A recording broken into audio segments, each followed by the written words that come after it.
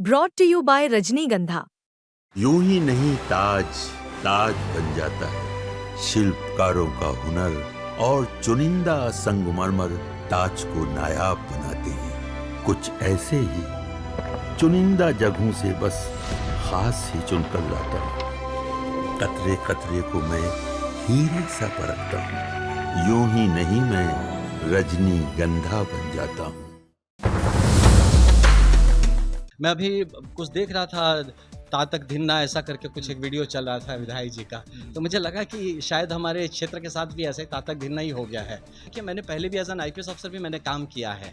तो ऐसा नहीं ना कि मैं अब कोई तरह का एक्सपेरिमेंट करूंगा, अब उसी चीज़ को अलग रोल से मुझे अपने लोगों के साथ मिलके यहाँ धरातल पर उतारना, ज़रूर उतारेंगे। 2025 के विधानसभा के चुनाव में इस बार भारतीय जनता पार्टी ने बक्सर के विधानसभा क्षेत्र से एक योद्धा को उतारा है। बात मैं कर रहा हूं पूर्व आईपीएस आनंद मिश्रा का, यानी कि बक्सर के विधानसभा की सीट से भारतीय जनता पार्टी के प्रत्याशी के रूप में मैं स्वागत करूंगा आईपीएस आनंद का। सर बहुत धन्यवाद भैया, बहुत थैंक यू सो मच। अब कैसे भैया मतलब मैं तो बड़ा ही हम्बल महसूस कर रहा हूँ कि एक मतलब पार्टी ने ये मुझ पर भरोसा दिखाया, जिम्मेदारी दिया, और मैं तो पूर्णतः से तैयार होकर यही था कि संगठन जो मुझे काम देगा, जो दायित्व देगा मैं करूँगा।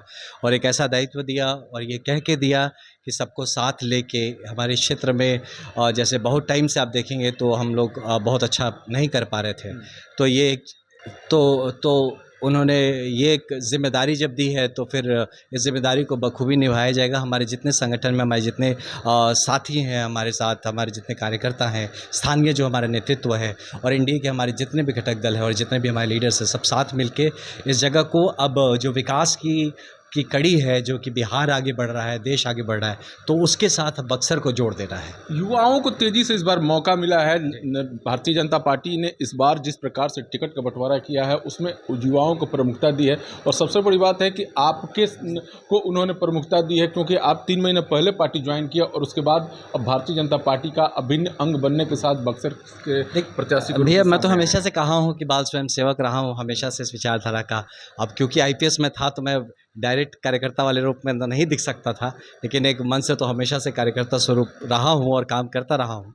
हाँ, ज़रूर ये है कि मैं जब नौकरी भी छोड़ा था तो आपको पता है कि आईपीएस की नौकरी भी जब छोड़ा तो भाजपा के माध्यम से ही समाज सेवा के लिए, हाँ 3 महीना पहले मुझे औपचारिक तौर पर यहाँ पर जुड़ने का मौका मिला और पार्टी ने बहुत बड़ा दायित्व मुझे दिया है, और इस दायित्व का निर्वाह इस तरह से करना है कि हमारे जितने हमारे कार्यकर्ता हैं, हमारे संगठन में जितने लोग हैं, उनको हम लोग साथ लाया जाए और एक मजबूती के साथ बक्सर से वो आवाज़ उठे पूरे शाहाबाद के लिए कि सब लोग साथ जुड़े। क्योंकि भैया शाहाबाद जो पिछड़ जा रहा है ना, वाकई इसीलिए पिछड़ रहा है क्योंकि हम लोग विकास के साथ नहीं जुड़े हुए, हम सरकार से नहीं जुड़े हुए। जनता ये चाहती है, मतलब कि जिस प्रकार से आपका परफॉर्मेंस देखा गया है और अब जो सामने 2 बार के विजेता कांग्रेस है वो भी अभी चुनावी मैदान में है, किस प्रकार से आनंद इस बार उसको पटकने नहीं, देखिए पटकने की बात नहीं, हम तो विकास, हमारा मुद्दा विकास है।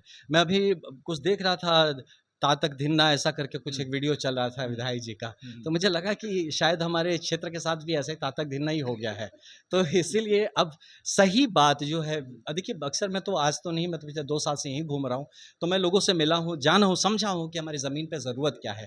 तो उन एकदम धरातल के मुद्दों को लेके और जो विकसित भारत का सपना उनके साथ कैसे जोड़ा जा सके, मुझे लगता है इन मुद्दों पे अब की चुनाव होगा और 2 बार के सूखे को इस बार आनंद तोड़ देंगे। देखिए ये मैं नहीं मानता, यह सिर्फ एक बेहतरीन विकल्प की शायद मजबूत से कमी हो रही थी या हमारा एक संगठित प्रयास में कमी हो रही थी। मुझे पूरा यकीन है कि हम जो पूरी एनडीए जब एक संगठित प्रयास करेगी और विकास के मुद्दों पे जब हम लोग बात करेंगे, जब विकसित भारत का जो सपना है, जो जिस तेज़ी से रफ्तार पकड़ा है बिहार, उसमें बक्सर को हम जब साथ लाने की बात करेंगे, यहाँ की युवा, यहाँ की महिलाएं, यहाँ के बुजुर्ग, यहाँ के बच्चे सब मिलके देखेंगे। युवाओं का मुख्य रूप से रहा है कि युवा आपके साथ रहे हैं। बिल्कुल, देखिए ये ज़रूरी भी है क्योंकि भविष्य युवाओं का है और मैं खुद इस चीज़ को समझा हूँ, आईपीएस में रहने के कारण से मैं युवाओं से मिलता रहा हूँ, उनकी बात को, उनकी लैंग्वेज, उनके जो होता है ना, जो उनके लिंगोस को मैं समझता हूँ कि वो क्या चाहते हैं, और उनको साथ लेके इन्वॉल्व करना पड़ेगा हमें युवाओं को। सिर्फ एक तरफा बात नहीं होगी कि हम बोलते जाए और युवा करते जाए। आज आत्मविश्वास झलक रहा है। हाँ,